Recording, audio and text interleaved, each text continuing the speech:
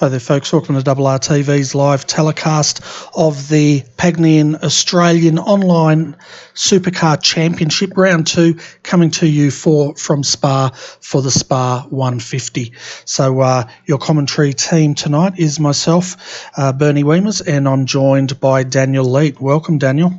Yeah, good evening, Bernie. It's nice to be back on this side of the desk other than being at the Porsche from before. But yeah, looking forward to seeing what these guys can now turn around and do in the V8. Yeah, it's definitely going to be exciting, isn't it? And can see the guys out there at the moment in their qualifying. If we have a look at the quali standings, and then we'll get into the race layout for tonight. Brian Borg is on provisional pole with a 2:20.886. Thomas Hinn second, 2:22.019. Craig Jones third, 2:22.160. Tim Fultz in fourth, and Gary Cooper round out our top five. Yeah, some pretty consistent times. Brian Borg's definitely showing a pretty clean pair of heels, 1.2 seconds up over Thomas Hinn. So he must have found something in that setup through the week. Obviously, it's an official circuit this week, and yeah, whatever he's done seems to really be paying dividends for him at the moment. It certainly is. We saw Thomas, of course, in the last race, the Porsche Carrera Cup. If you missed that, folks, go back and check out the replay after tonight. But, of course, we're here for the Spa 150, and let's have a look at what that race entails, because that's what we're definitely here for tonight. So having a look at tonight's race, it's basically going to be 21 laps around Spa, and incident limit 25, fast repairs 1. From what I understand, there's one safety car. Total distance of the race is 150 kilometres, and the fuel capacity is at 80 litres with a fuel burn 5.5 litres per lap, and the pit window will be between lap 7 and lap 14. Have you got all that, Daniel? Yes, mate, sure do. And as normal, we see with the AOSC, we are going to have that one random safety car, which you mentioned earlier on. So it's going to be interesting to see where that sort of gets fed into the race tonight. Obviously, if we have a bit of a rough start and we had a few cars, probably there'll be some sort of safety car to begin with. But the guys have then got to work that one random one into their fuel window, and obviously it's pretty big, but they're going to have to be careful just to make sure that it doesn't really affect them too much. Yeah, definitely. And the other big thing to keep an eye on, we saw this in the Porsche Carrera Cup, turn 1, coming into that very tight left-hander down at La Source, causes chaos. And, well, it can cause chaos if the drivers aren't patient. Now, I'm going to ask you a question here, Daniel, and the question is, how do you fit 56 V8 supercars through La Source? Look, I don't have an answer for it. I think if you can do it single file is pretty much the only way you can do it. But I mean, these guys are going to be gunning for any position they can take. So I'm sure there's going to be a lot of hopefully no 3-wide action, but definitely some 2-wide action getting around there. Yeah, definitely. I think the trick is they're going to have to just bide their time and take it easy, get through there and worry about making passes up towards Kemmel Straight, as we see the 085 in a bit of trouble out there. And that is Sean Thompson. He's already bent the brand new paint job. Yeah, he won't be too happy, but obviously it's the last bit of qualifying here, so the guys are going to push for every little space they can. Obviously they're going to want to close up towards Brian at the top end, so it's not the ideal thing. It'll mean that lap's probably null and void with the damage, but they'll get back on board and go again. Yeah, and quite a number of teams are sporting their 2018 V8 Supercar livery. One of them is the Waxit, I think it's PFR entries, and you can see Ross Rizzo sporting it. He's sitting in second at the moment, but quite a nice job, that one, and I think that was painted in-house. Yeah, it's a little bit different to what we saw in one. Obviously, they had Waxit come on board for them last season, which was a great sponsor signing for them. But the cars are looking very professional again this year. So hats off to the guys who are putting the time and effort in to get those liveries looking sharp, and certainly stands out on the track at the moment. Yeah, it certainly does. And of course, the other one is we're not used to the look of this, but the Redback Racing boys, they've come out. They've got 2 new sponsors on there. Of course, they've re-signed with Secura Safe Storage, and they've also signed up Inzen, which is a web design company from what I know, as well as one of the bow repair outlets. Yeah, we saw that come up on Facebook throughout the week, so it's a great signing for those guys, especially get the likes of bow repairs on board. The cars look amazing. It is a bit of a change from the traditional red and black liveries that we've become so accustomed to, but the orange and the blue on that car look phenomenal. It certainly does. It reminds me a bit of the Nissan in a way. When I first saw it, that's the first thing that jumped into my mind was the old Nissan paint scheme. Yeah, definitely. You can sort of see where you're getting that from. I didn't even click for that, and I should have been one of the Nissan fans that I am. But no, it certainly does look the part out on the track tonight. Yeah, and Varg's there nearly bent it. Don't want to scratch it before the race. And we can see Laser Racing. They're also carrying a different paint scheme out there by the looks of it as well tonight. You can see Brian Borg, our provisional pole sitter, is in the pits awaiting patiently to see what lap times unfold, and while Ross Rizzo starts another flying lap here. Yeah, so the boys have got about 5 minutes to go before the end of this qualifying session, so I think Brian's probably done enough. He's 9/10 of a second up on Ross currently. Probably doesn't really need to go out there and prove much more than what he's already done, but Ross is really pushing hard up through through Rouge and got a really nice run, so should be looking for max speed at the end of Camel Stradia. Yeah, well, as he comes down Camel Straight, and his target 2:20.866, his best time 2:21.745. So he's got to find 9/10 of a second. As now he comes down through Lacooms here, nice clean run. And I tell you what, it looks very, very smooth, doesn't it? It does, but like I say, 9/10 is a pretty big margin to find, and as much as he's driving this car phenomenally smooth, I just don't know where you pick up that much time. It's pretty hard, but even just behind him, obviously Cooper Webb, 0.02 of a second just behind, so the top half dozen pretty close, but yeah, Brian's just done everything and checked out pretty well, hasn't he? Yeah, he certainly has. He's the only one in the 220s. The next two, Ross Rizzo, Cooper Webster there in the 221s. Then we go down to the 222s, which goes from 4th, Thomas Hinds, all the way down, and down to 19th, which is Jacob Knight. So, there's going to be a massive gaggle of cars there from 4th all the way down to 19th, crawling over each other in this race. Yeah, definitely, and that whole top, what have we got, 2nd through pretty much 20th at the moment, there's not a lot of time between them, a bit over a 1.5 seconds, I think, looking at it now, so that's a lot of cars in that time period that they're going to have to try and negotiate their way around this circuit tonight. Yeah, definitely, and we can see now Ross Rizzo coming into the chicane. It is called the chicane, which is good because I can remember that as he comes through for the final time onto the straight. Already 2:21.608. He has improved by 1/10 of a second, but not enough there. Brian Borg still on pole with the 2:20.866. Yeah, I'll be very surprised now if we actually see Nathan come out. A couple of guys further back that are pretty close together here at the moment, as far as times are concerned anyway, is sitting in 6th at the moment, Michael Hammond, 2:22.2. Just behind him you've got Sean Thompson there at a 2:22.9, and Nathan Tregarthen at 2:22.355. So a 10th here or there, and these guys will definitely catapult up a couple of spots. They definitely will, and we can see Michael Hammond out there once again. He's backing it up from the Porsche Carrera Cup, as a few of the boys out here are tonight as well. And so a massive field here. Now, folks, you're going to have to be a little bit patient with us. We're going to bring you the best coverage we possibly can, but with 57 cars, we're bound to miss something. But we'll do our very best, we assure you. Yeah, definitely, and I'm just trying to get my telemetry refreshed because it's not pulling up all the latest times, which is really frustrating right now. But Yeah, 2 minutes to go now, so everyone's going to be out on absolutely minimal fuel, trying to get across just before the clock runs out tonight.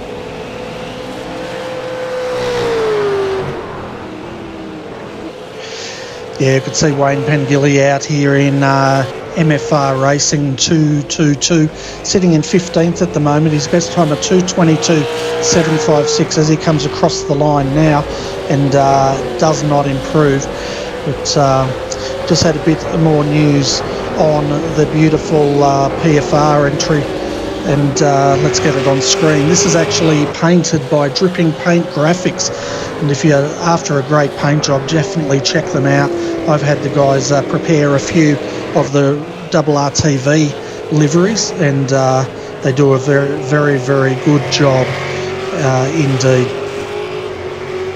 Yeah, definitely, and we've seen a lot of their cars traditionally over the years, and they do a great job. They look very professional, very sharp. So, as you mentioned, Dripping Paint Graphics, definitely a good one to check out if you're looking for a good custom livery for your team.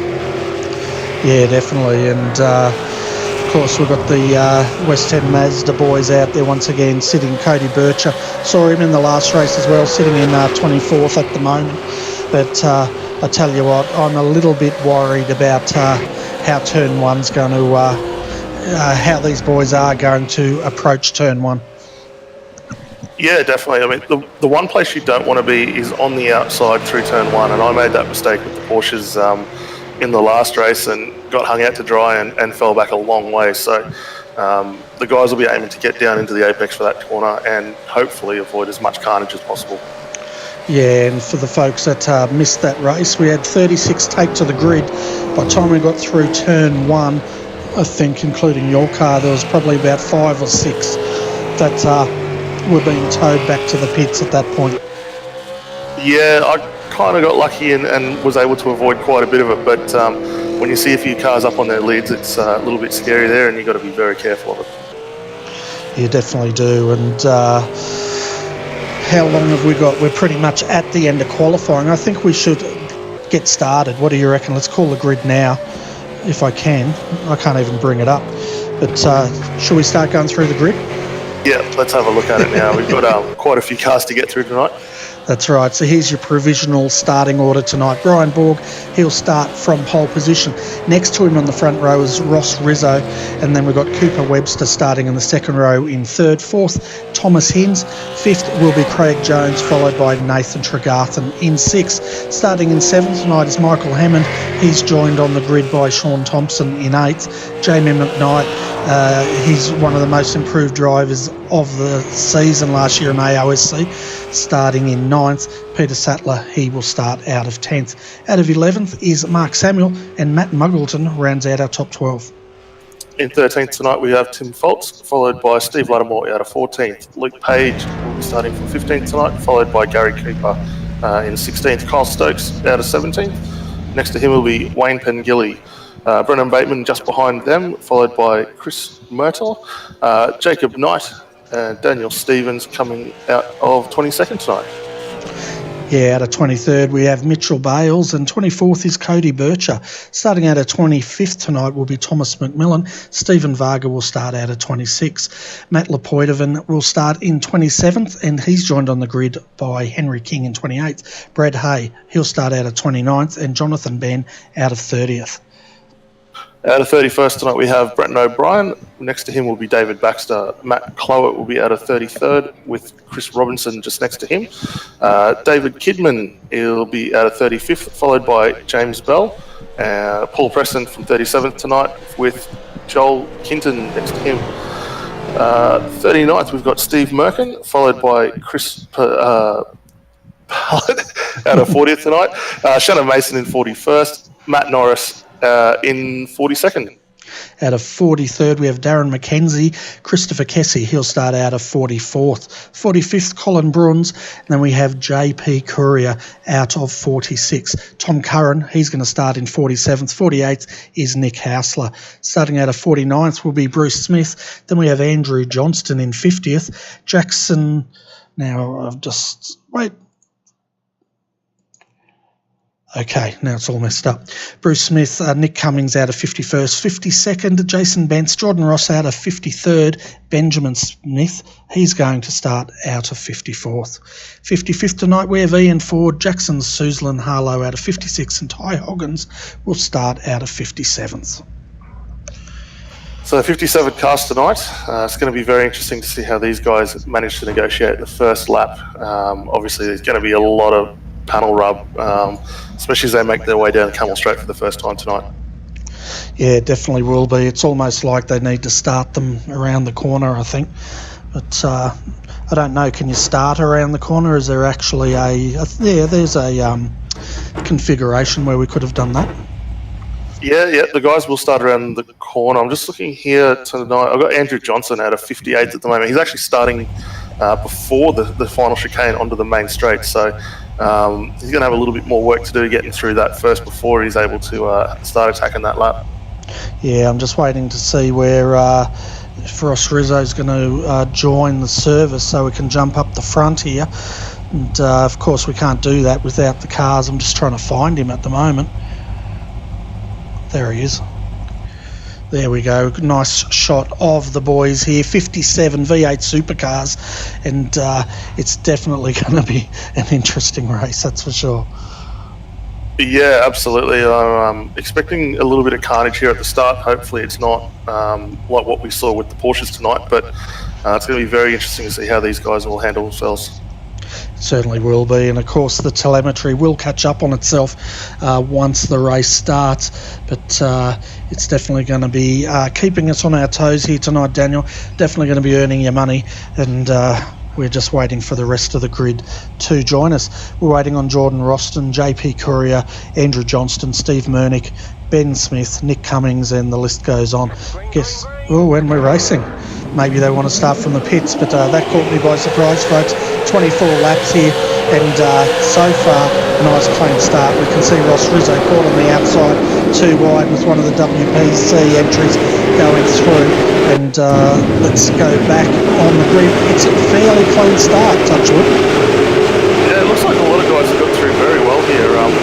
Ross has got himself a good jump, managed to stay pretty close to Brian up their way through Eau Rouge there, and everyone else behind doing a really good job, single file most of the way up. Yeah, they've done a really good job, but at the moment Brian Borg leads his field. We've got Ross Rizzo, now Cooper Webster's ranging up on him, and Craig Jones in the 111 entry just behind him. Thomas Hens, he's sitting in 5th at the moment. 6th is Michael Hammond. Sean Thompson 7th. 8th Nathan Tregarthen. 9th Jamie McKnight. And rounding out your top 10 is James Fox. Yeah, it's a really good getaway from all the guys here. I think there was a little bit of carnage I saw a little further back as some of the guys got through turn 1, but nothing like what we saw with the Porsches earlier on. And Brian's just starting to walk away from this field already. Certainly is, and Cooper Webster, he's moved up to 2nd. We saw him make that move on Ross Rizzo under brakes up at Camel Straight, and we'll see if he can start marching forward in that West End Mazda entry. Of course, tonight's event is sponsored by Pagnian Imports and West End Mazda. Yeah, and I'm just jumping back to see where the first of our Pagnium cars are. I think it's Nathan Tregarthen at the moment. Who's he battling with? Is Sean Thompson in the wax that is just in front of him as well. Yeah, down there in 8th. He's carrying absolutely no damage. I'm very impressed with all the boys out there tonight. They've had a very clean start, and I wasn't expecting that, but I'm glad. Yeah, no, look, it's a much better start than what we had seen or expected to see. So well done to the guys. I mean, that's the first big checkbox ticked off there. So guys are slowing down here. It looks like we got one of the safety cars has been called. We'll have to check what's brought that one out though. Yeah, there would have been an incident. It's too early, isn't it, to actually, looks like Gary Cooper was involved in that incident. Let's try and go back and find out where that accident occurred. So just trying to jump back here, folks, with the West End Mazda replay. Got to jump back a heck of a long way though, don't we? Because it's I'm going to have to go back another 60 seconds, I think. because they're lapping in a what, 2, here we go. So we're having a look here at Gary Cooper further in the field, and just to find out exactly what's happened. Already the Autobahn 888 entry ahead of him is carrying a heck of a lot of damage. Yeah, the Autobahn car looked like, I think it was one of the ones I noted that had been involved in some damage early on. There was sort of Redback car that was sat sideways on the road there as well. Yeah, that was Mark Samuels there. He lost it coming into the hairpin there, and let's try and get a, and it caused a bit of carnage, but it didn't look that bad. It looked like it claimed a few of the guys. Yeah, I've just gone back to see. Looks like Mark Samuels maybe missed the brake markers a little bit. He was right up behind Tim Fuchs there. I think he's just grabbed that rear brake just a touch, and it sent him around. And then obviously we've had all those incidents a bit further down behind. Yeah, we had James Bell come off. Just having a look here. Bruce Smith was another one. Let's go back and see if we can work this out. It's of course very tricky to try to pick this up. Well, that happened under yellow, so we won't bother having a look at that. But a lot of damage there also on the 75, just behind him. And I'm just trying to get a number here, folks, for you.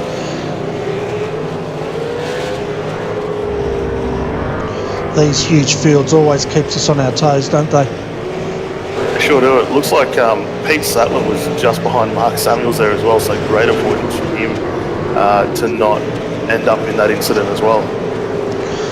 Yeah, so the 75 is Jackson Suzlin Harlow, carrying a lot of front-end damage on that car.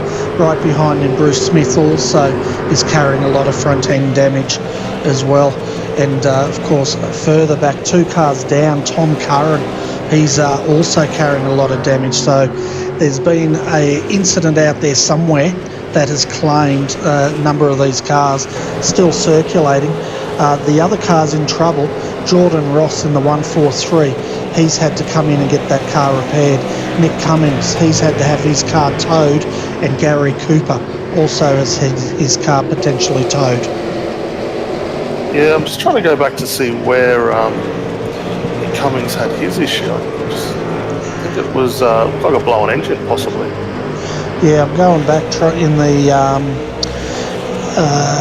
telemetry here to see if we can find it, but I'm having a lot of trouble finding any incidents. We had some with Colin Bruns, and that was just at the start, but I don't think there was anything major in the first quarter of the lap, or half a lap anyway. No, it looks like Nick actually parked that car coming out of the chicane at the end of Camel Straight there. A bit interesting as to why. It didn't look like any damage on the car, so possible hardware failure maybe? Potentially. We see a lot of that, don't we? These hardware failures creeping in to our esport. But looking at our top 10, folks, well, first, before we do the top 10, I'd like to welcome everyone that's joining us wherever you are. And if you're new to this series, let's take you through a little bit about safety car here. So basically what happens in AOSC is a safety car has been called because of an incident. So the first lap is a form-up lap around any of our circuits. The second lap, they will open the pit window and they can come in and service that car. Third lap, we will be back racing. And so they only get one opportunity, don't they? Yeah, and I want to be very careful where they decide to use that that fast repair, because especially around this circuit, it's very easy to have a miss and an off track and damage it. So potentially, if they can, save it as late as possible. But if they are caught up in these incidents early on, unfortunately, well, you've got to use it and you've got to fight your way back pretty hard. Yeah, well, it looks like the pit window must be open because a lot of the damaged cars are now coming in, and I tell you what, there's probably a good 12 to 15 cars missing bonnets coming in at the moment, so we've definitely missed some major incident out there. Yeah, it's a little early for the pit window. We noted earlier on in the start of the broadcast it's between sort of 7 and 10, so potentially these guys are going to have to come back down again towards the end of this race, but yeah, not too sure why we've got so many heading through the lane at the moment. They're all missing their bonnets, so that would make me think they've had a bit of a concertina, nose to tail accident out there somewhere. But yeah, when I meant pit window, I meant pits. The pits are open. But looking at your top 10, folks, Brian Borg, he is leading this race in the 017. We've got Cooper Webster second. Good start by Cooper, up one position. Ross Rizzo, he's down one, but sitting in third. Then we have Craig Jones sitting in fourth. In fifth tonight at the moment is Thomas Hens. Then we have sixth, Michael Hammond. Seventh, Sean Thompson. Eighth, Nathan Tregarthen. And ninth, Jamie McKnight. Rounding out your top 10 is Tim Foltz. Tim's up 3 from where he started tonight, so a good start for him. Yeah, definitely. He's starting to make his way up. One of the bigger movers just behind him a few spots is Thomas McMillan. Started 25th tonight, currently sitting in 14th, so he's certainly moving his way up the field. Yeah, he certainly is, and we saw him last week having a great run in the first of the 650s, and yeah, so it's good to see tonight. They're out in sprint round format. Well, I guess you could call it mid-race format. No driver changes here. 150 k's total distance, and they go for it. But if you like your sprint racing, folks, when we get to the 40-80s, it's going to be really good. Normally, those races are off the hook. Yeah, it's every man for himself in those ones. The guys race over absolute sheep stations for the spots. The 150s look are a little calmer, maybe. Not quite as probably laid back as what you get with the 650, provided you don't have hardware failures like I managed to have last week. But yeah, the 80-40s something else to watch, aren't they? Certainly are, and for the fans out there of Chris Moretta in the 641, they were asking to see him earlier tonight. Unfortunately, his race is looking a little bit rough. He's carrying front left fender damage, rear damage. Won't affect his car that much, but he's in 22nd position, dropped 3 from where he started from.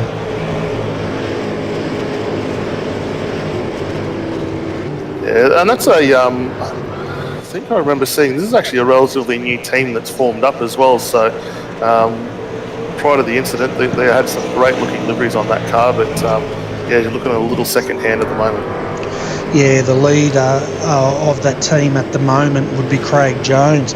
He's sitting in 4th position and doing a fantastic job, but we're about to go green again. Safety car lights are out, and we're going to be definitely racing here at Spa very shortly. 19 laps to go, still fair ways till the pit window opens. And look at the field, massive field of V8 supercars here tonight at Spa. Here we go, green light going. Brian Borg, leads them out. Cooper Webster second, and Ross Rizzo. Craig Jones just tucking in there as they come through La Source for the 3rd time. Yeah, I'm just jumping back just to make sure we get everyone through, but yeah, great jump from Brian there. Obviously, clear track in front of him, he's made the most of it. Looks like everyone else further back seems to be making their way through reasonably well. Yeah, it's a massive field, isn't it? Like, if we look at where the leaders are at the moment, we're still watching the tail end come through. Now we'll jump straight back up to the front because they would be probably up near Camel Straight. Yeah, it looks like Colin Brun's actually coming in for service as well, so he might have had some issues earlier in that restart as well, but yeah, definitely a long way to watch the snake get its way around the circuit. Definitely are. They're at La Source by the time we crossed back to them, so that snake would have gone all the way up Camel Straight. But at the moment, Brian Borg looks like he's got this race under control. Still a long way to go though, but keep an eye on Ross Rizzo. He's tucked up behind Cooper at the moment, and no doubt if there's a move to be had, he'll take it. The other one to keep an eye on is also Thomas Hens. He normally doesn't take prisoners either. Yeah, and Thomas is starting to get into a good little battle here with Craig Jones, and Craig's pretty quick. You know, he's quick, consistent. He knows how to place the car well, so it's not going to be an easy job for Thomas to get his way around it. But yeah, Ross is really starting to get up on the back and start pestering Cooper as well, just in front of this little battle. Yeah, we're riding on the nose cam here with Craig Jones. You can just see them, and we'll see how they go as they come down now through Blanchimont and into the chicane. It is. So I'm getting confused now. It is a chicane.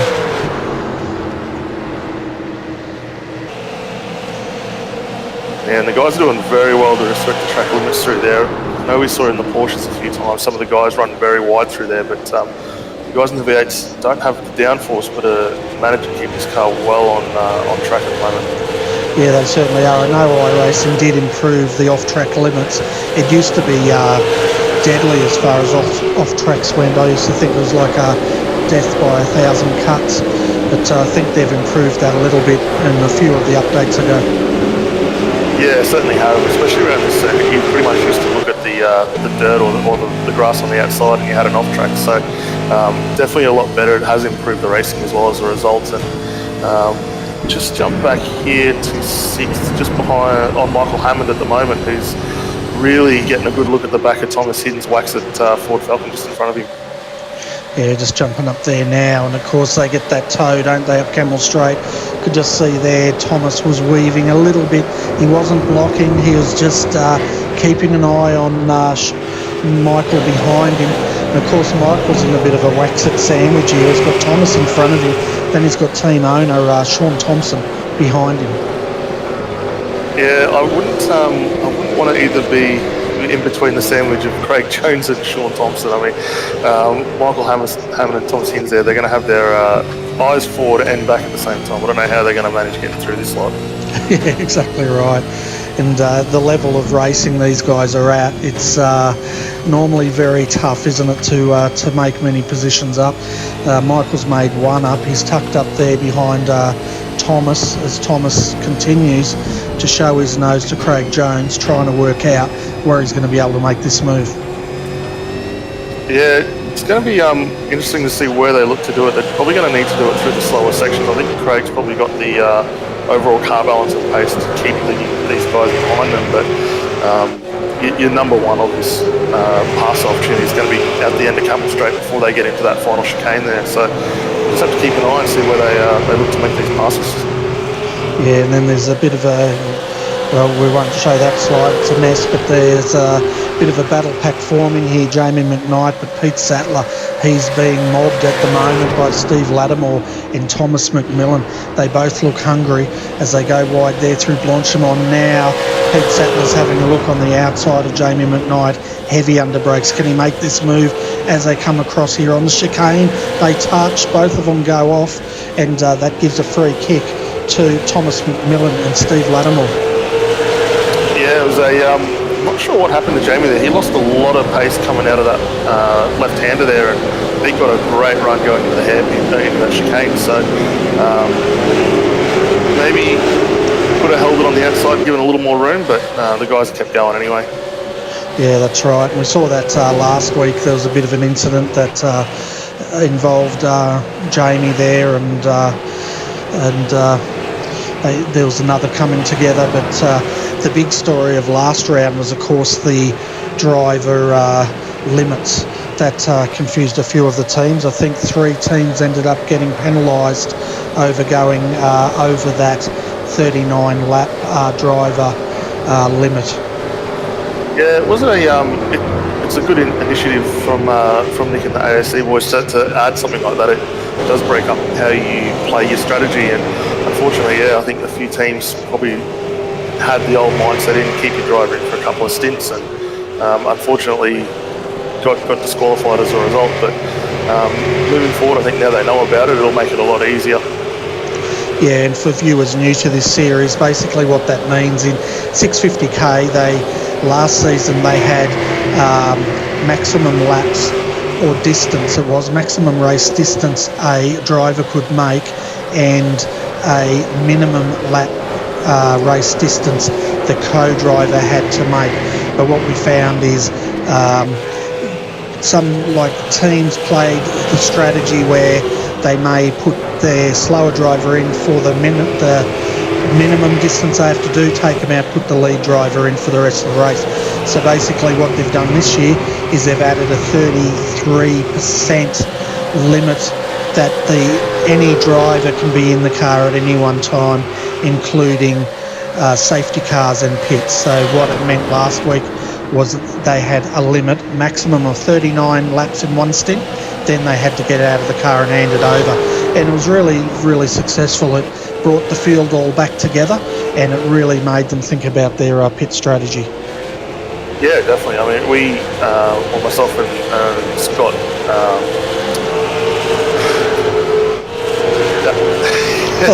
my teammate for it. Geez, I'm out of the box for a few months. I get rusty as buggery.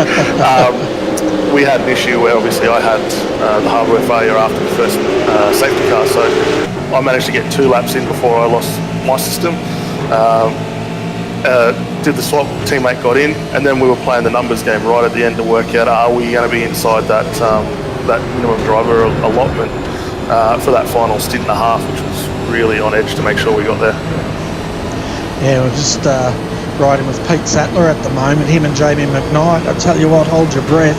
They came down into Radion and Eau Rouge there, almost side by side. Jamie just cut across the nose of Pete and said, "You're not taking the line away from me." But I tell you what, Pete had to take some evasive action to stop them coming together.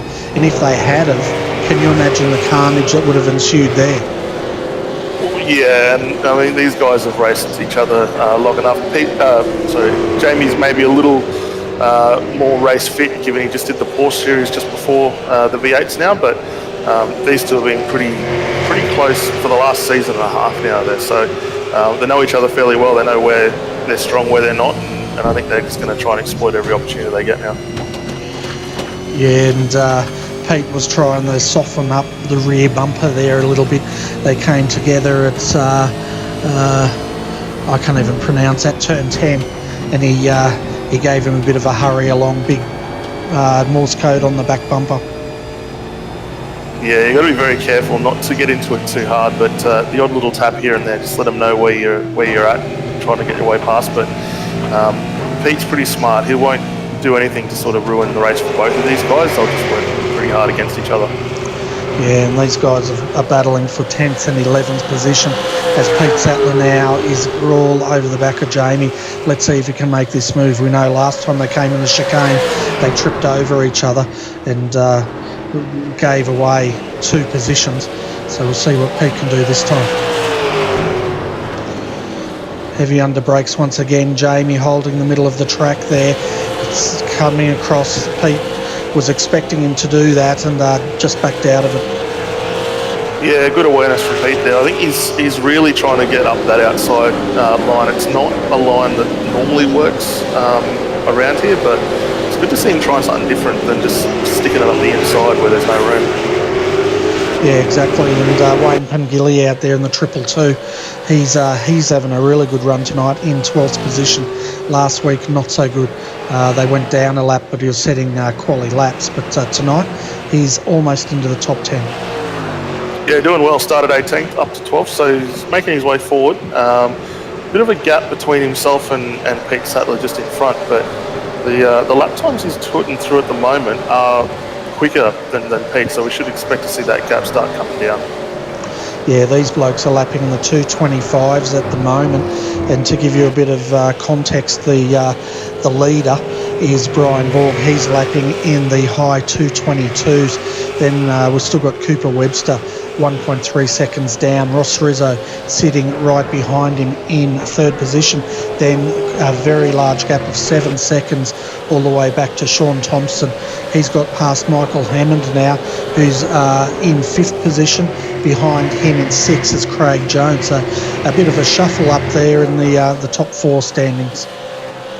Yeah, it certainly has been. We missed a couple of those passes, but I've just gone back a little further here. Nathan Tregarthen has dropped a couple of spots just in behind Steve Lattimore and Thomas McMillan. So Thomas is continuing his good run forward, started 25th up to 6th at the moment. So I think he might get a big mover and shaker award at the end of this one.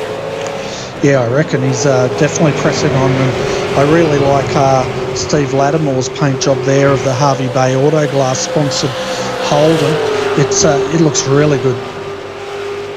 Yeah, it certainly does. The purple there, it's a little bit different colour scheme to what we'd normally see a lot of these guys run, but certainly distinct, and you'll know what it is when you see it now. Certainly would. I probably wouldn't have thought of painting a race car purple, but seeing it, I actually like it. I think it looks really good. Yeah, it sure does. And look, Steve's doing a great job. Started 14th up to 8th now, so continuing a pretty good solid march forward up the field. Yeah, definitely. And just go any further down the field, folks, Daniel Stevens is down here in 14th position. He's moved up 8 spots. He's got Chris Robinson from Redback Racing right behind him. This guy, look at this, up 19 positions from the start. Yeah, driving the wheels off that car and continuing a really strong march forward. You've got a great run up there through a rouge, so potentially going to have a dive up the inside into the chicane here any moment. Certainly he's on the inside now of Stevens. He should make this move fairly easily, but then again, side by side through there, Stevens going to let him have that position. He's got a bit of an overlap, yes, just takes that position. Yeah, really good move there. And I've just seen a note come through the chat. Looks like Thomas Hinds actually had a power cut, and it's actually dropped him out of the server. So unfortunate for Thomas, he was running quite strong, and I don't think we'll see him back in the car tonight. Yeah, exactly right. He's basically saying severe thunderstorms in his area, and he's guessing some power lines are being cut or hit by the storm. And when that happens, even if you've got power, you're best to turn your computer off, unplug it, and walk away, I think. Otherwise, if you don't have a surge protector, you could be an expensive night. Yeah, and given the amount that most of these guys put into their systems now, it's not something you want to go bang in a storm. No, definitely not. They spend absolute thousands on top-end systems for this simulation racing, and not only that, they some of them spend thousands also on the gear they run.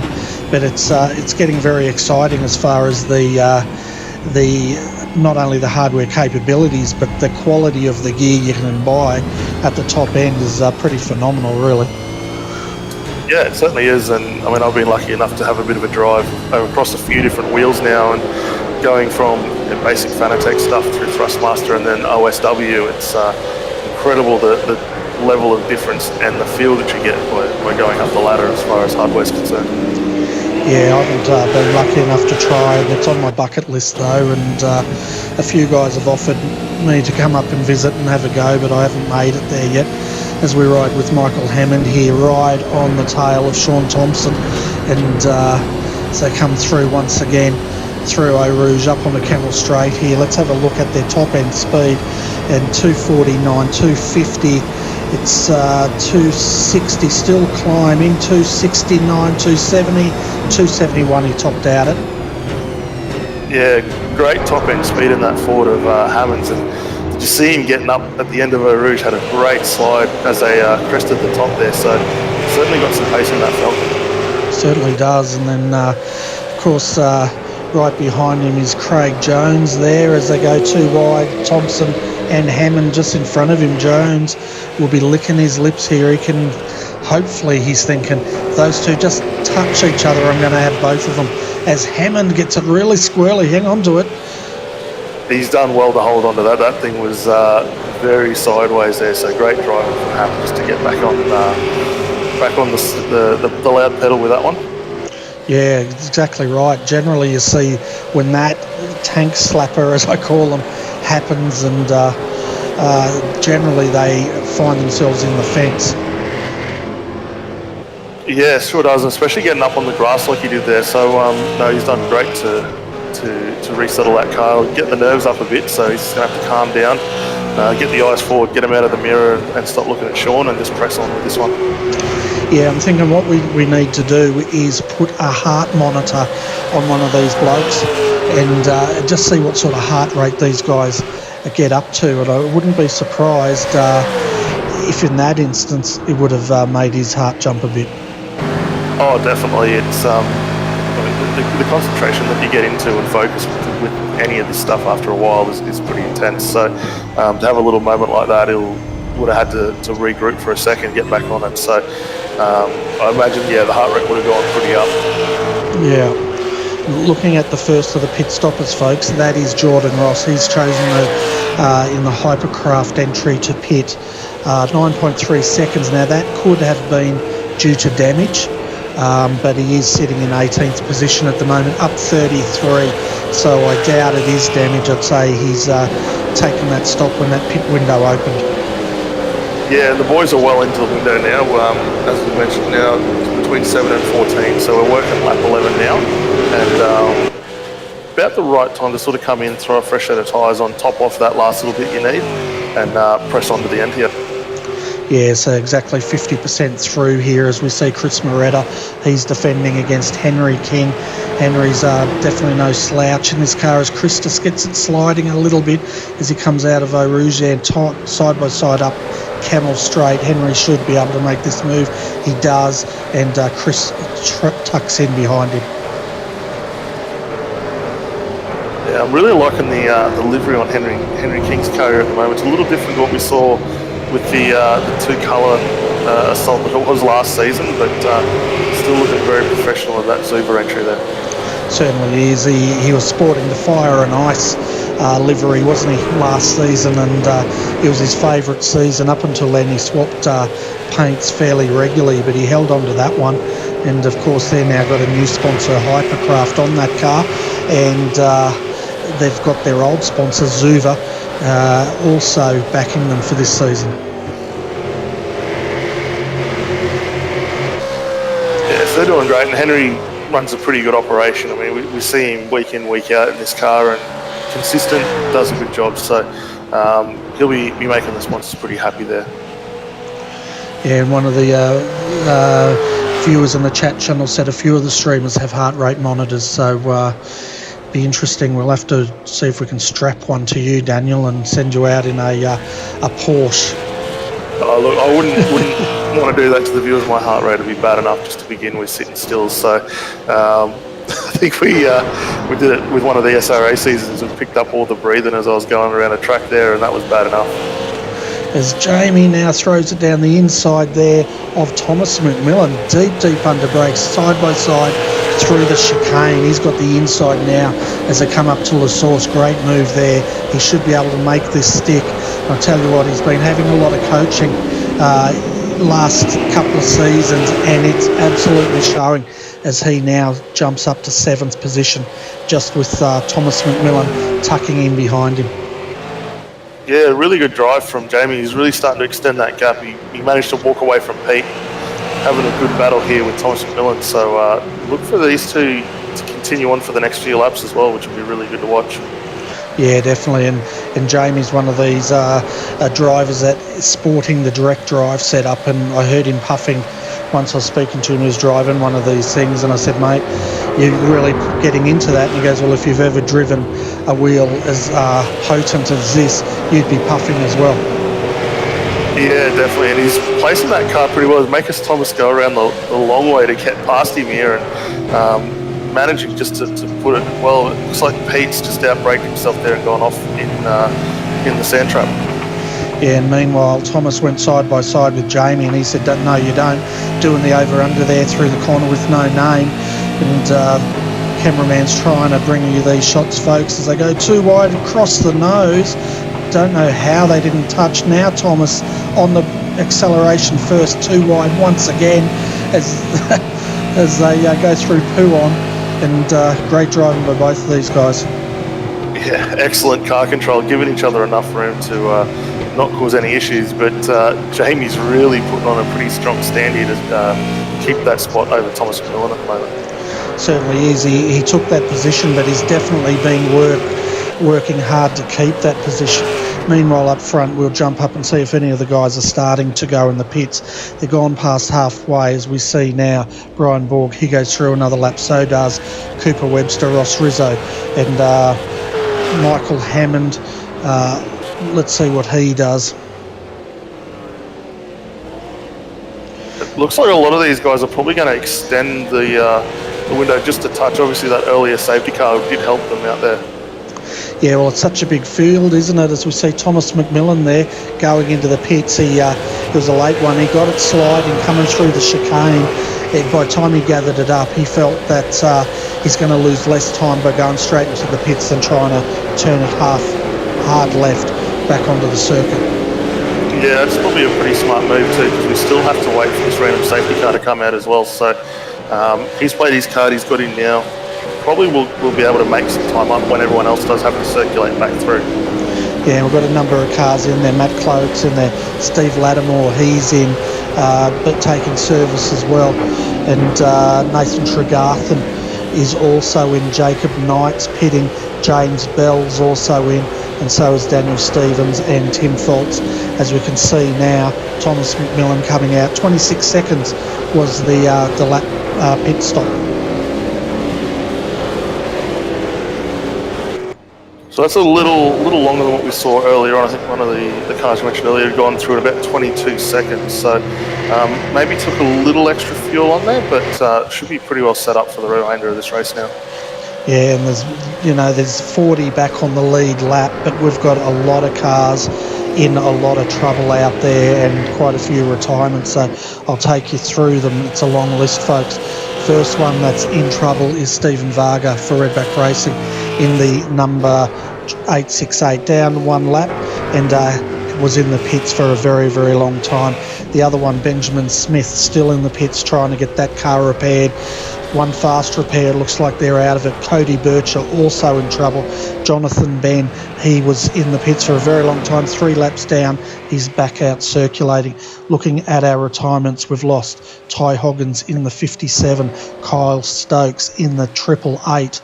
We've lost the 034, Christopher Kessie, Braden Bateman in the 818, Matt Lepoidovin in the 014, Bruce Smith in the 54, Colin Bruns in the 123, Mark Samuel in the 53, Gary Cooper in the 42, Steve Murnick in the 99, and of course we've also lost Thomas Hens due to thunderstorms. Yeah, so we've had a fair few retirements. It's good to see that we've still got just over 40 cars still circulating around this circuit at the moment, but yeah, it's unfortunate that we've had as many retirements as we've had so early on in this race. Yeah, it certainly is, but I tell you what, Sean Thompson, Craig Jones, they are still trading blows at the moment. Advantage to Sean Thompson, but Craig is definitely not laying down as they come up onto Camel Straight once more. We'll see what Craig can do this time through. Yeah, Craig's sitting pretty nice. He's going to get a great tow as they head up towards the chicane. It doesn't look like Sean's going to really fight him too hard here, so just be up to Craig to hold the brakes and get the car up there. Yeah, as they go through, Craig was a little bit tentative there and nearly took the mirror off, but then he's taken that position. No, he hasn't. Sean's going around the outside and he holds it. Yeah, Sean was able to keep that mid-corner speed up a little better. Obviously wasn't hindered through the line there, but great awareness from both of these guys to let each other race well. Yeah, they're showing that respect, aren't they? And they tagged each other a little bit, but nothing that's going to turn them around or cause any damage. And they continue on here. Craig Jones once again, he's having a look, and he's not going to make a move through there. No, he's just settled back just a little. He's probably going to regroup and have another dig at it. But what it has done, these two battling, has actually led Michael Hammond to start extending that lead. He's sitting pretty comfortable here in 4th position at the moment. And obviously got a long way to go before he gets up to Ross and that. But yeah, it's doing well to be up in 4th. Yeah, and the top 5 are quite, well, the top 3. Top 4 are very spread out. We've got Brian Borg still leading.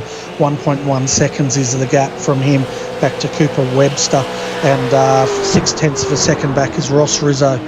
Then we've got a fair ways back, around about 11 seconds back to Michael Hammond and 2 seconds back to Sean Thompson, Craig Jones, and here comes a random safety car.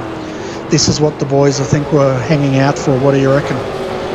Yeah, definitely. It's going to be interesting to see how, well, whether anyone who was able to get in a lap or two earlier, because obviously they're going to catapult themselves back up through this field. But yeah, everyone was sort of running out right to the very edge just to see how far they could go with it.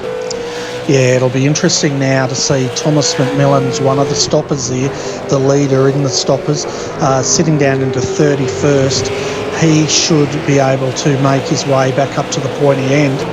But, of course, then he's on older tyres, isn't he? Yeah, he will be on a little older tyres, but I think you probably want to take the track position over the newer tyre state. I mean, he potentially could come down, throw a fresh set of tyres on, and still jump a fair amount of the field. Obviously, he's not waiting for fuel, but it's a bit of a trade-off. I don't know where you'd want to sit. I'd maybe come back in, take a new fresh set of tyres, and push on with that lighter field load. Yeah, and if he did that, if he just came in and took tyres, he's probably still going to... Would he still jump them anyway? I think he may do. Obviously, he's not having to wait for the refuel, so he probably will gain a little bit. But once the field compresses, it's probably not a bad idea to come in. But you know, these guys have probably got a lot better strategists sitting behind them than what I am. So it'll be interesting just to see how they want to play it. Yeah, definitely. And unlike GT3, they can fuel and take tyres at the same time, which is why there may not be a very big advantage there. But we'll see how it unfolds. As we can see, our leaders now coming around. They're just trying to find the safety car at this point in time. Yeah, so should pick up the safety car at the end of this lap here. There'll be one more round, pit stops will start, and then third lap around we'll get back underway. Yeah, and they do... I wonder if any of the cars a lap down are going to get a wave by. They pretty much have to be between the safety car and the leader to get that wave by, don't they? Yeah, and I don't think we'll see many of that happen. I think pretty much our first 10 at least, looking at the timing here, are all nose to tails. So we should be pretty well right for the restart here. Yeah. And, of course, then it's going to be a race to home. And while these guys gather it up, folks, we're going to have a very, very quick commercial break just so I can get some more water. And then we'll be back to call all the pit stop action here at Spa.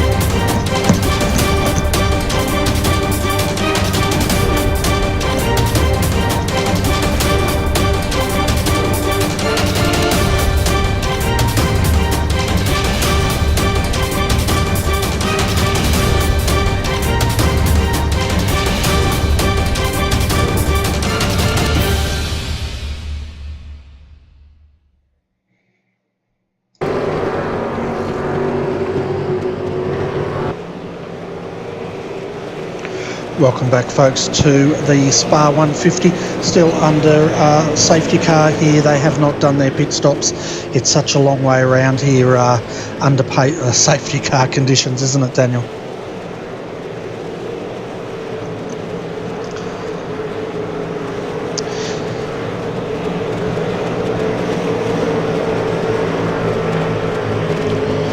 So it's going to be interesting, folks. Once we get into the pits, how this field's going to reshuffle out.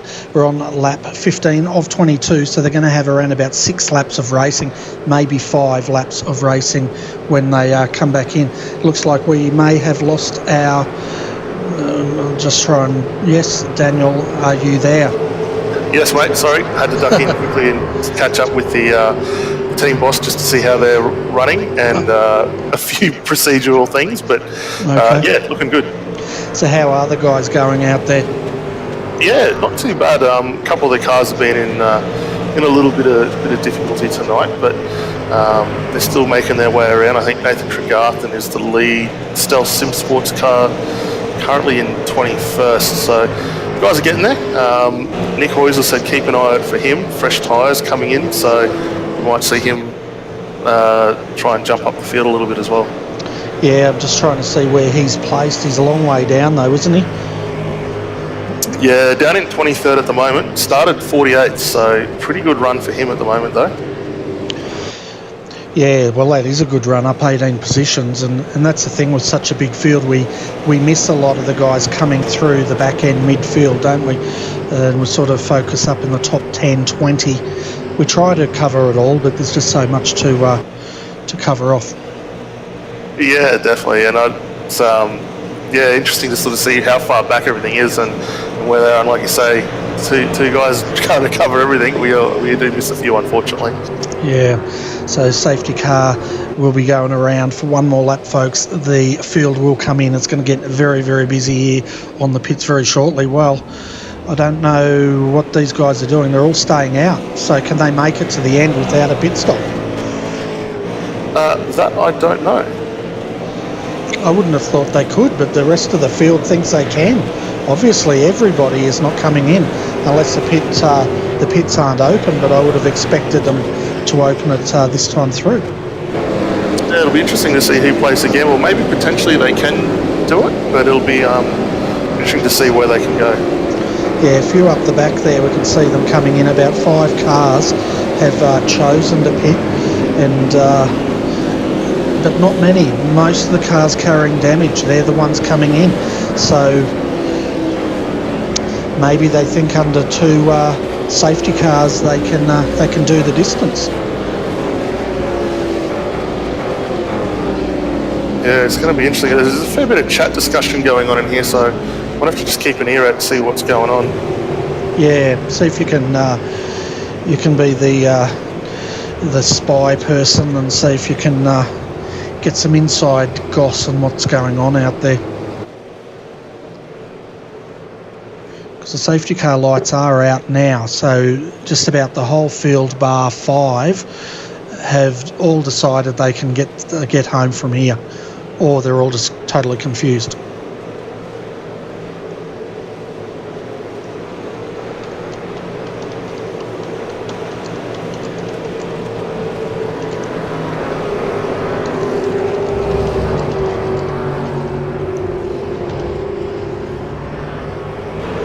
I'm also putting it out to our trusty chat channel.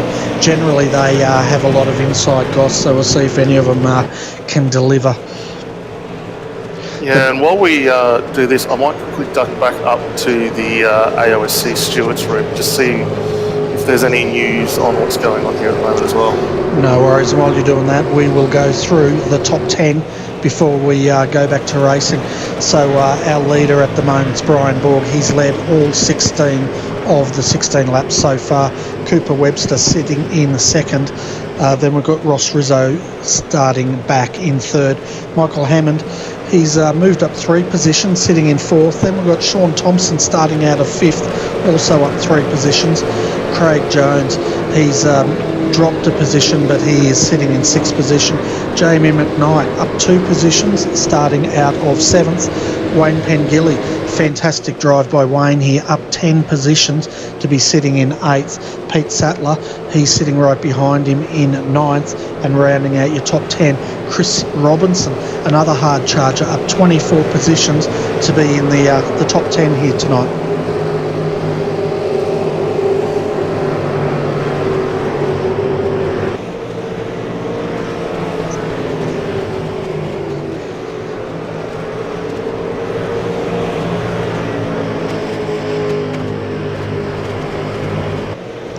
Okay, so we've had a bit of news tonight, folks, about the fuel limit. We thought they were on 80 litre limit. That has been removed, and they had 112 litres available to them.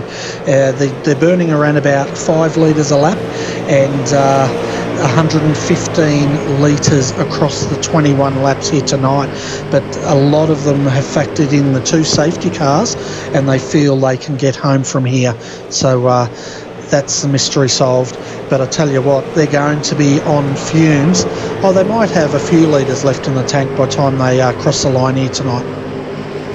Yeah, and I was just having a chat to the AOC guys, and yeah, there was a little bit of an issue. They did remove the fuel limit accidentally. It should have been in place, obviously 80 litres, so I think a few guys have exploited it, set it for enough to get them home, and they'll make it without needing a stop.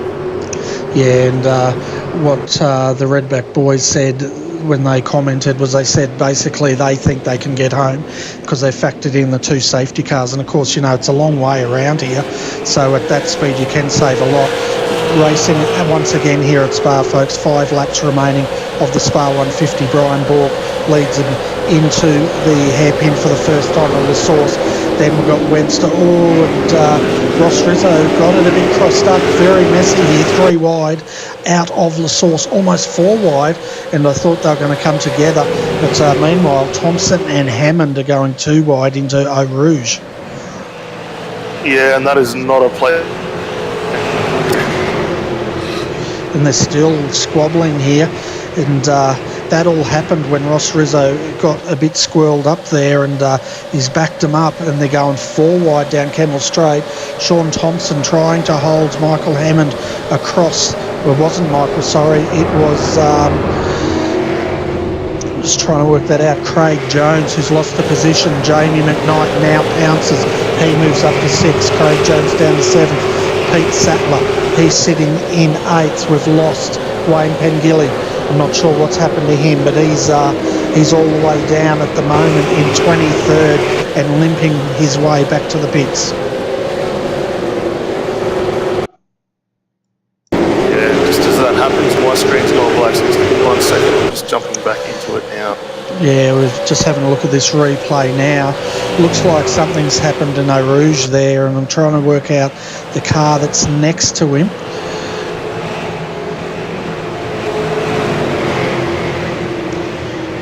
One of the Redback boys coming around the outside of him.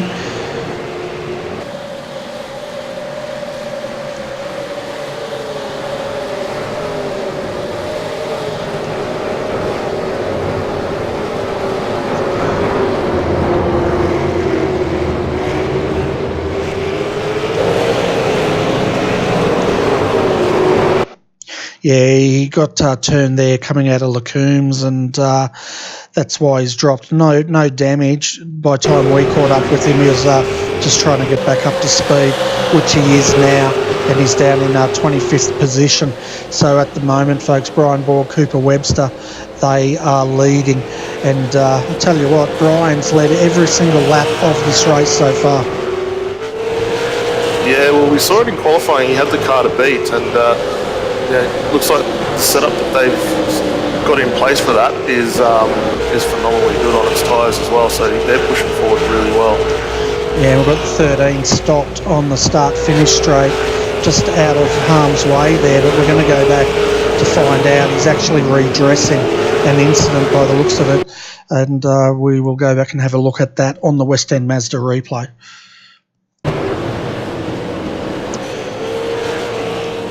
I'm just trying to get the number. The car in front of him is a 26, and it looks like he's just turned the 26 around there. Yeah, just as they exited the chicane, and he's just rubbed panels, turned him around, pulled straight over, and waited for the 26 to gather itself up to give that position back.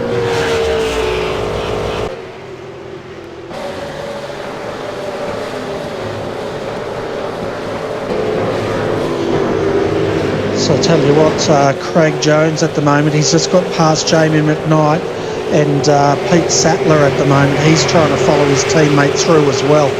But I tell you what, Jamie looks like he's been to the school of John Bow racing, because he makes that car extremely wide, and the guys have to work extremely hard to get past him.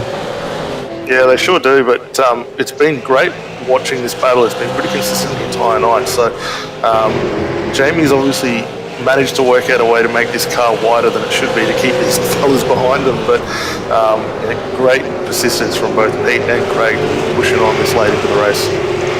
Yeah, and how about Chris Robinson here? We were mentioning him earlier, 10th position now for Redback Racing. He's up 25 positions from where he started.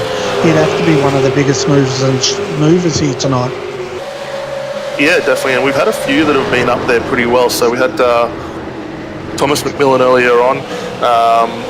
Nick Hausler as well had gone up quite a long way. I think it was 23rd just before that final safety car and started 48th. So definitely been some good drives had on hand from a lot of these guys tonight. Oh, it certainly has. As we're looking at the back of Jason Bentz's car there, you can see Robinson there. He was having a look. What's he going to do here as they come into La Source? It's just going to tuck in. No point being crazy at this point with 2 laps to go. You could throw away a very good drive very quickly. Yeah, it's something the guys are going to need to be careful of. Obviously, it is easy to get the red mist in your eyes and want to make every spot you can at the end, but they'll need to just be a little bit of caution here and just pick that spot where you can do it with obviously the minimum amount of risk there. Yeah, and Jacob Knight down here, we haven't seen him tonight so far, down in 21st, having no bonnet, carrying quite a bit of rear end damage, well not a lot, but enough to bend the light, and yeah, he's still circulating around. Yeah, the car will be a little down on power. Obviously the big wedge in the front there is not going to help it, and the lack of bonnet, so the aerodynamics will be a little bit down on it, but good to see him still soldiering on. Started 21st, currently 21st, so hasn't really gained or lost too much, but yeah, he'll be glad to see the end of this race for sure. Yeah, I reckon one of the guys that has probably suffered the most around here tonight is Thomas McMillan. He's down here in 32nd. He had a top 5 car as he gasses it up. The reason he's down there, folks, he took a pit stop 26 seconds thinking he could not get home. The rest of the field have said they can, so he's been buried down here in 32nd spot. Yeah, and it's a long way to come back from there, so he'll be really looking forward to the next race. But just going back up front here, and I don't know when this quite happened, but Cooper Webster has got himself up into the lead in front of Brian Borg. So we had a change there, and Cooper's starting to try and walk away now. Yeah, and we're going to try and get that move for you now, folks. Here we go. Let's follow the replay here and just see where he's made this move. It happened within the last minute.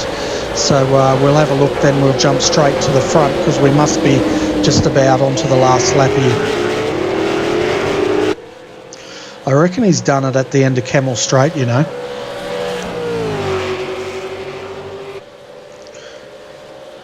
Yeah, it's pretty much the prime opportunity to get a pass done. Obviously, you're at max speed there, and if you can do it with a draft, it does help, especially with that slingshot effect, to get yourself past and into that braking zone.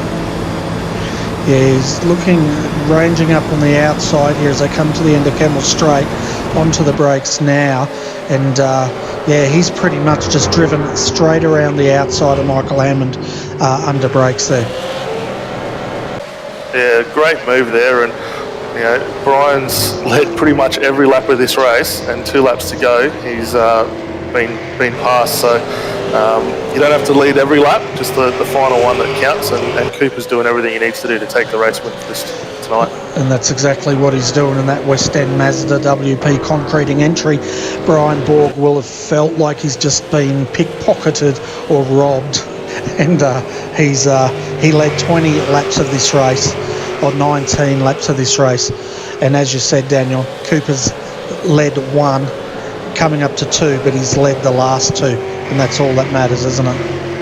Well, that's it, and I can guarantee you Brian will be fuming underneath that helmet and behind the microphone, so he'll want to press on, hope that something happens to Cooper, maybe runs out of fuel, or gets a bit of a wiggle on where he shouldn't do and try and get back past him. But it's all on Cooper now to try and hold steady and keep that lead. Yeah, and if we look at that live gap there, folks, it's 0.8 of a second at the moment. That is the gap. So it's looking like Cooper's just got to now go through Blanchimont, then up to the chicane, and he will claim the Spa 150 here tonight. Yeah, he's driven well. Hasn't really put a foot wrong. The car looks in very good condition right now. So, done everything he needed to do to get the win. Yeah, so I can see now Brian went deep under brakes. He doesn't have enough though, and as they come across the line for the final time, Cooper Webster has stolen the win from Brian Borg here tonight. Fantastic drive. Brian Borg home second, Ross Rizzo sitting there in third as they stream through. Michael Hammond in fourth, fifth, Sean Thompson sixth, Craig Jones. Jamie McKnight holds on to seventh, Pete Sattler eighth, ninth, Jason Bence, and rounding out your top 10 is Chris Robinson.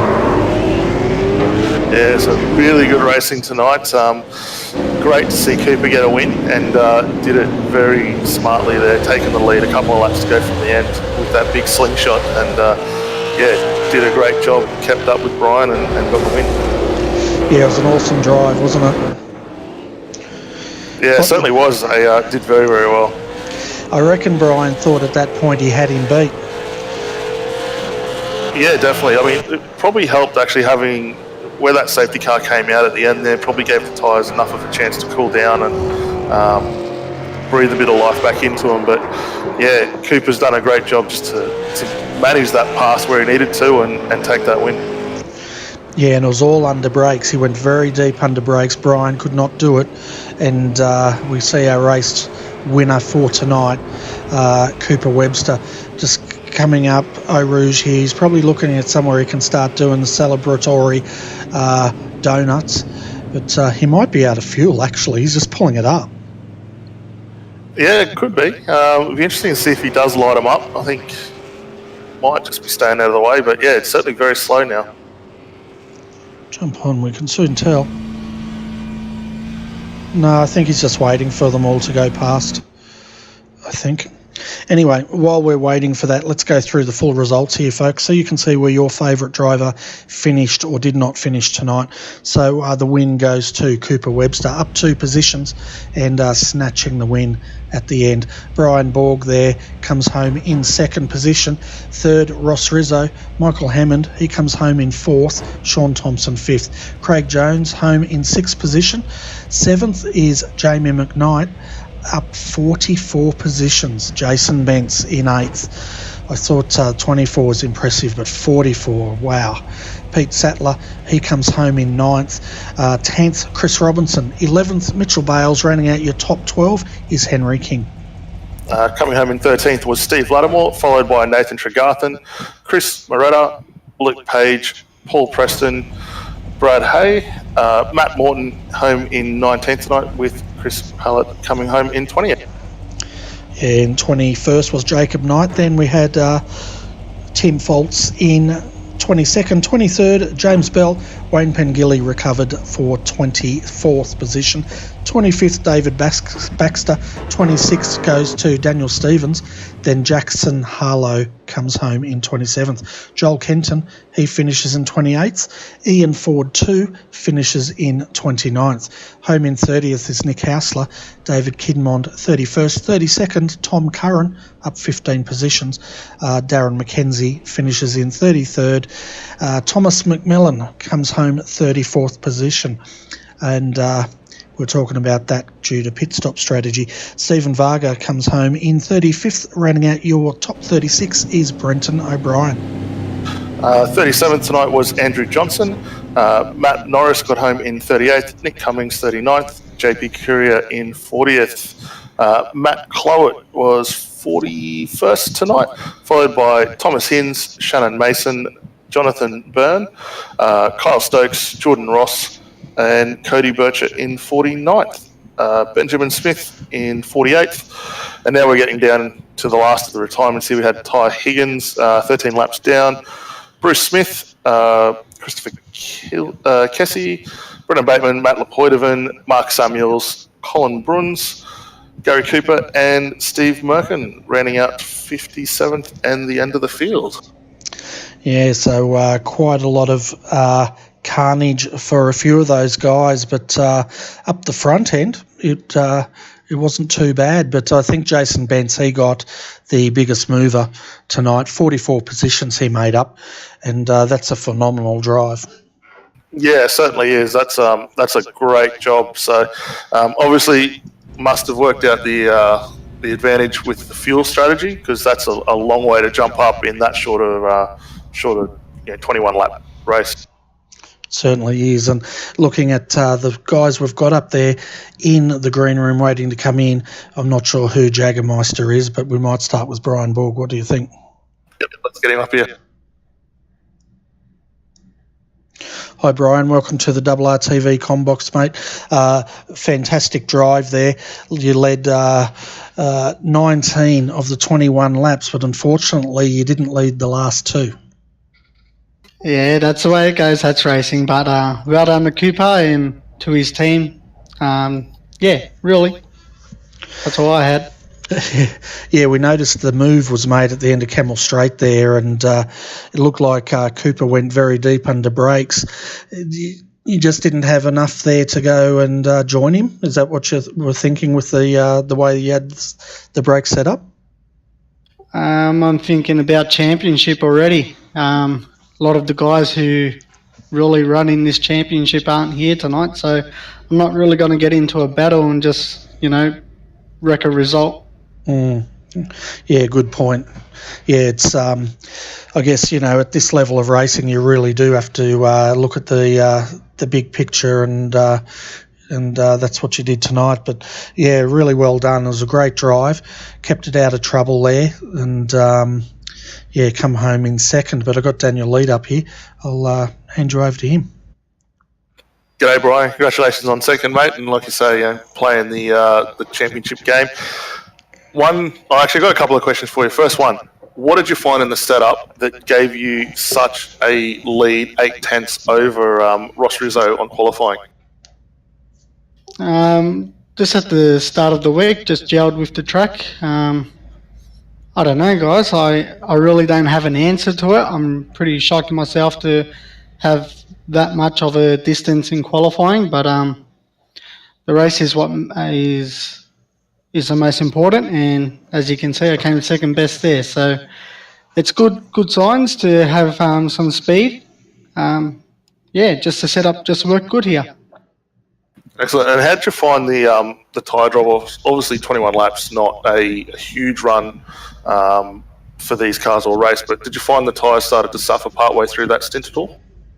Well, actually, the one thing that I do notice is, anyone will tell you this, but the tyres do have a big effect on these cars. Now, I set up my car that I wasn't expecting that last safety car at the end, but it came out. And I think once that safety car came out, my tyres were peaking a little bit. If the safety car didn't come out, I reckon I would have had a better finish than what I did, but that's the way it goes. Yeah, well, I've got nothing else, so congratulations on second for tonight. Before we let you get out of here, though, we better get a shout out to all the sponsors you fellas are running on board, and the cars are looking fantastic out on the track tonight as well. Yeah, cheers. Laser Racing, everybody in the team, also to Opticoat. If you don't know who or what they are, they're a company down in North Melbourne where they specialise in car detailing, glass coating for your car. So look them up, get onto them. Don't get shocked by the prices because the outcome is amazing. So look them up. Fantastic. There you go. Off you go, Daniel. I'll shut up. Congratulations again, mate. Second place tonight. Obviously thinking of the big picture with the championship, and we'll look forward to seeing you fellas back out again next week. Yeah, happy Australia Day, guys. Yeah, you too, mate. See ya. See ya. Okay, that was Brian Borg. Interesting, Daniel, already thinking of the big picture. And, we were saying that earlier tonight, weren't we, that you don't want to throw away a good position? No, certainly not, especially with the way these sort of run. Obviously, you're fighting for sprint points and endurance. So if you can accumulate as many and try and take out, maybe the sprint or enduro or both, you've got to start from race one. And Brian's doing the right thing. They're aiming for that championship and they're working towards it now. Definitely, and that's a way to approach a championship such as this. It's a long championship, but every single point does count at the end of the day. So we'll see how they go for the rest of the season. Our next interview is, I think, is this one of your boys, Pete Sattler? Let's get Pete up. Not with Stealth Simpson anymore, but I think he's now with, is it CMR Racing? Oh, it is too. Let's bring him up. Did you want to have a chat with him, or should I? I'll let you go on with it, mate.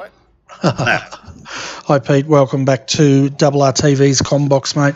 Last time we had you here, you were calling the 650 tonight. It looks like you had your hands full trying to get past Jamie McKnight, and it looked like you were working pretty hard. Yeah, I got to say that probably one of the most frustrating races I've had, but they happen sometimes. Yeah, so tell us a bit about your race. We saw you were very, very busy for the majority of it, but what was your feeling overall about it? My start wasn't too good. I made a bit of a dumb call to try and go around the outside of everyone. It didn't really work on the corner that tight, and I stuck behind Jamie for a lot of race. Which he was blocking, which obviously he's entitled to do. It was very hard work. I was getting frustrated, and it wasn't the nicest race. I feel like my pace was better than what I was showing. Okay. Yeah, so we saw there you were battling with Jamie, and his car was very, very wide, and it just looked like there wasn't enough of a gap there for you to get past him. No, well, I thought I had the move fairly once. Went around down the outside at the last corner and around. I don't know if I gave him enough room. I got to be in the left-hand door, and he got the position back, and I had nothing after that. Yeah, that was at the chicane. I think we saw that, and you came together there in the chicane, and two of the guys behind you got gifted the position, but then of course they cleared out, but then you had to continue that battle. So yeah, I can imagine that could have been a little bit frustrating, but it was a good result, 8th position, and started 9th, finished 8th, so quite a consistent drive. Yeah, I'm happy with that. Everyone has hard races every now and then, and Amy didn't really do anything wrong. It's just racing hard, so it's all the frustrations coming from. Yeah, fair enough. And we notice you're driving in a new team at the moment.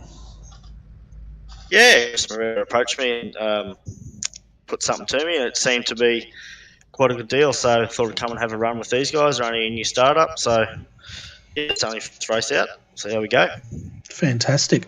And before we let you go, do you want to give a shout out to all those sponsors backing this team? Track Racer, HRS, that's all I can remember at the moment. Okay, you're going to have to get a little piece of paper and strap it to your dashboard. I think so. All right, no worries, Pete. Thanks for joining us, mate, and it was good to see you out there having a great run. See you. Okay, folks, our next interview will be with Chris Robinson, one of the big movers tonight. He finished 24 positions up to come home in 10th. I'm going to hand him over to you, Daniel. Sounds good, mate. G'day, Chris. Welcome to the RRTV commentary box, mate. Good result for you. Started 34th up to 10th. How'd you find tonight? Yeah, good, mate. Stoked with that. Coming from the back, a bit of fun. So, yeah, happy as. Good first outing for the new livery for the team too. Yeah, we commented on the new car, looking very nice. Some new sponsors on board. I think we've got Bow Repairs and a couple of others. Cars look really professional out there now. Yeah, mate, really good. Good piece of change as well. Bit of a change up from the standard old red and black we're running. So, yeah, exciting times ahead for the year, I think. Yeah, definitely. And give us a bit of a recap on your race tonight. Obviously, big move, 24 spots up for the race. How did you find making your way through the field? Yeah, I think I made most of those on the first lap at the hairpin there. There was a bit of carnage up there, so just tried to get through that, slow down a bit, and then steady on from there, just picking off who I could pick off. So good up until the end. I think maximised really where I was going to get. So yeah, stoked. Bit of confusion over whether to pit or not, but made the right decision, I guess. Yeah, and speaking of obviously with the pit stops not having to do it, did you find over the course of the run you guys had a big drop off with the tyre consistency at all, or did it seem to sort of get a bit better for you as the race went on? It wasn't too bad for me. I think we found a setup earlier in the week that sort of looks after them a lot. I was struggling big time with the fronts on this track, so yeah, no, I didn't have too many problems. It wasn't too bad. I think the safety car helped too to cool them down, the two safety cars. So yeah, made it to the end all right. Fantastic. Well, was great job on the race results. Obviously, the cars are looking fantastic now with the new sponsors, the new livery. Before we let you get out of here, Bernie, have you got any questions before we get a bit of a shout out to all the sponsors on board at the moment? The first one is congratulations, Chris. Storming drive there, 24 positions, come home in 10th, and the lead or the first finisher are the Redback boys. But yeah, apart from that, just give a shout out to all those new and old sponsors backing you guys. Yeah, mate, indeed, pretty good. Obviously, have Bow Repairs on board, still got Secura on board as well, and Inzen as well coming on for the season. So awesome start, and hopefully we keep this up for the year. Yeah, and from what I understand with the Inzen, they're like a web design type company, are they? That's correct, mate. Yeah, online web design. Fantastic. Well, it's great to have those two sponsors on there, and I was very excited to see that announcement and the new livery. It's definitely a change up from the traditional one, and it's definitely nice, that's for sure. Yeah, the boys did a fantastic job in designing it. Definitely looks tidy on the track, so looks quick too. Well, you showed it is pretty quick, finishing in the top 10, so well done. But anyway, we'll let you go, and we'll catch up with you very soon. Appreciate it, boys. Have a good one. Our final interview tonight will be with Nick Hausler, and it'll be a two-part interview. First part as a driver, second part as an organiser, and we'll get his views on a few things.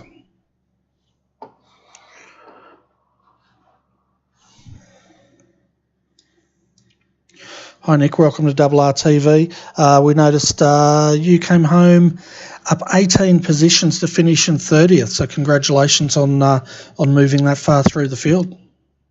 Yeah, thanks Bernie. I was hoping for a bit better. I was running in the mid-20s early on. I gambled on a lot of people doing the full race without a stop, and my plan was to start light and wait for the safety car to come out and pit and have new tyres and come storming home. And it was, the first part went well. I was up in the mid-20s odd. And then after the pit stop, unfortunately, there was an accident at the final chicane, and I managed to get caught up in that. Just one of those things which put me right to the very back of the field, but still moved forward from where I started, so not too bad after that. Yeah, and we noticed on the start, a very, very clean start. We were sort of bracing ourselves for the inevitable crash at La Source, but the boys all managed to get through pretty cleanly. What was your take on the standard of driving out there tonight?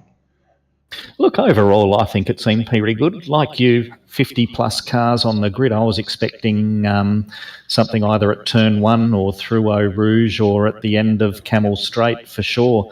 There was several little, 2-3 car incidents, unfortunately, and whilst there was a lot of cars that had gone off and some that did require repairs, that safety car that came out on lap 1 was actually a mispress of a button by me. I meant to mute the in-game chat but pulled the safety car out by mistake. But having said that, I was going to line one up at the end of the second lap anyway to get all those cars back in, so it didn't matter much in the end. I thought you might have given me that big yellow button, but I looked around at my desk, it wasn't here, so you're the culprit. Yeah, so I think it probably suited more people than it didn't, and didn't make much difference, and it made those people that were thinking of doing the race without stopping it made them pretty comfortable in their strategy, I guess. Yeah, there was one there that got outsmarted. One could say, not really outsmarted, as Thomas McMillan. He did his stop, but then when the second safety car came out, everyone said, well, we can make it from here. And unfortunately, he ended up coming home 33rd. But that was all because he took a stop and the others did not. Yeah, I think, in all fairness, I think he might have had damage. I'm not too sure. But I think the base numbers said if it was a green flag race the whole way through, I think you probably needed about 115 to 118 litres. Now, you're burning 5 and a bit litres a lap around here. So when you've got the safety car for 2 and a bit laps, you can save that easily. So he might have had damage. I'm not too sure if he's been interviewed or anything, but I would suspect if he pitted then it was because he had damage. Yeah, we saw it. He sort of came into the chicane, got a bit of a slide up, and it was, I think, quicker for him to pit than try to correct it and go up the straight. But I guess at that point in the race, most people were thinking they would have to take that pit stop, but that's not the way it went out. But all in all, I thought it was a very exciting race. 57 V8 supercars. As an organiser, you must be pretty happy with that sort of turnout. Yeah, look, it's great. Very happy with it. I mean, it makes it tough. I mean, we're at Alton Park next week, so we won't be able to have 50 cars on the grid there. So we'll probably look at having the main race and the support race there next week with between 35 and 40 cars, I'm guessing, on the main race for you. Yeah, I'll head you over to Daniel because there's a few things I need to clean up in the chat because some of the boys are not playing very nice here on Australia Day. They're probably just a bit jolly, are they? Yeah, probably. Yeah, g'day, Nick. Look, I know I spoke to you earlier when we were going over the safety car, just sort of working out a few things. I think you were about 22nd or so when that final safety car came out. What issues did you guys run across that sort of dropped you back down the order a bit towards the end then? It was, as I said, we sort of took the gamble. I was figuring probably 2/3 of the field would do the race without stopping. And in the opening laps with fresh tyres and 35 litres less fuel than everyone around me, I was able to race out of my pace zone, I guess you could say, relatively comfortable. But then, pitting for tyres there near the end, I think it still had the potential to work out, but unfortunately having that spin and ending up 10 odd seconds behind the pack was just too big an ask from there. Nathan was running in the top 10. He was trying the same strategy. His tyres were 2 or 3 laps old when the safety car came out, so that probably didn't suit him the best because he'd taken the best out of his tyres, but he made up, I think, about 8 or 9 spots in the final few laps as well. So the fresh tyres did work, but not quite as well as running your tyres for the whole race today. Yeah, that was actually going to be my next point. I was going to say, whereabouts did the fellas finish up tonight? And I know we had a bit of an eye on Nathan at a couple of points during the race when he was up around the top 10 there. I think he finished 14th tonight. But how did the other fellas go? I think we had it was Andrew Johnston and Matt Lepoidovan running as well. Yeah, not too sure exactly what happened to Matt. I was talking to him during the race, and then all of a sudden he wasn't there anymore. And he only did about 4 laps or so not too sure what happened to him, whether he had a system crash because he left the race and left our channel as well, which is pretty unlike him without saying anything, so I'm assuming he had an issue there somewhere. Andrew, he keeps going. He's a bit like me. He races for the enjoyment as more than anything else. He finished in 37th after qualifying, I think, 50th. So he just keeps plodding along and putting the laps under his belt and making sure he stays out of people's way. And then not so much for this race, he puts together his videos for us all to enjoy. So, he's great for the team, and he's enjoying his racing and getting better each week. Yeah, definitely, and he does a good job with the videos. The quality is definitely improving as that goes on. And as you mentioned earlier on, next week head off to Alton Park, an 80-40 race. Expecting a few fireworks there, no doubt. Yeah, well, that's obviously going to be the first one we do, which is going to have a reverse top 15 for race 2 from the race 1 finishing position. So hopefully I've got my admin fingers working a hell of a lot better than I did tonight, where, I'm sure I put the fuel numbers in there, but for whatever reason it didn't work out. It's going to be an interesting one next week. I'm thinking of actually not racing it myself and just keeping an eye on the main race, because I won't be fast enough to qualify it, no doubt. I'm sure you'll be all right, mate. But before we let you get out of here and get off to bed, better get a shout out from all the sponsors that are on board with Stealth Sim Sports at the moment. Yeah, thanks, Dan. Obviously, Pagnian, who have supported us for the last 18 odd months. Big thanks to them for the support they get, and obviously the prize that they offered up last year. We've just got a new one on the car there as well, with On The Go Activewear, which is basically a design your own sporting goods type company. So keep your eye out for some potential stuff coming out there for the team and the championship, which is, if it comes through, will be pretty exciting for us all. Leading Edge Computers, and of course, last but not least, our new designer that we've got, DLD, Dan Leap Designs, for the liveries that he's come up for this year that look great. Shameless plug there. Thanks, Nick. All right, we'll let you get out of here, and we'll catch up with you next week for the Alton Park 4080. No worries, and of course, finally, big thanks to Bernie and the team at RRTV for continuing the support and the great broadcast they do. Yeah, no worries, and also the series sponsor, while we're at it, Pagnian Imports, and they're back again to back you, and we've also got West End Mazda also as one of the sponsors as well to the series, so it's good to see them on board as well, Nick. Yeah, it's great. It's great that the companies can see the positives in what we're doing here, and the growing esports and the like. And look, West End Mazda, it's great that Jamie's supporting a number of series across the board here, and I know I appreciate, I'm sure I can speak for all the other organisers of events, that they really appreciate the support that Jamie's giving them and the backing, because it's a lot of time, a lot of effort, and the bills don't pay themselves. So it's great when you have people coming along to help you in that regard. Yeah, definitely. But anyway, Nick, thanks for popping in, mate. And as always, it's always a pleasure talking to you. Happy Australia Day. And, thanks, Bernie, and to you guys as well, and the 3 or 4 people that are probably left out listening to my voice. Yeah, no worries. All right, that pretty much ends our interviews, Daniel. Have you got any final thoughts before we say goodnight to the folks? No, I think we've pretty much covered it off. Obviously, we are going to start turning our attention to Alton Park for the 4080 race, which is going to be really good next week. And, I'm just surprised we were able to get as many cars as we did through around Spa here tonight with as little incident as we had.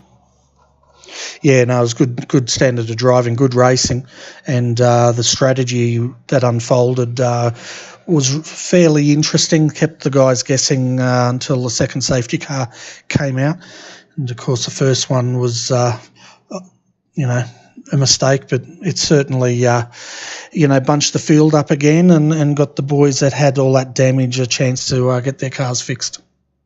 Yeah, that's it. So I think maybe next week we take the safety car button off, Nick, and we'll just stick with it as it is. Yeah, I think you give me the safety car button, and then I'm just going to hit it every lap. Yeah, that's good. Yeah. Also, shout out to everyone that joined us tonight, whether you joined us on iRacing Live, Twitch, Facebook, Periscope, YouTube. Hope you've enjoyed tonight's coverage, and we'll be back, of course, Sunday night for the Australasian Super Skips.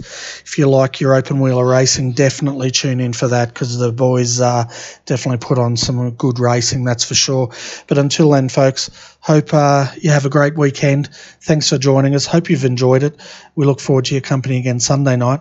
On behalf of Daniel Lead, I'm Bernie Weemers. Thanks for watching, and good night.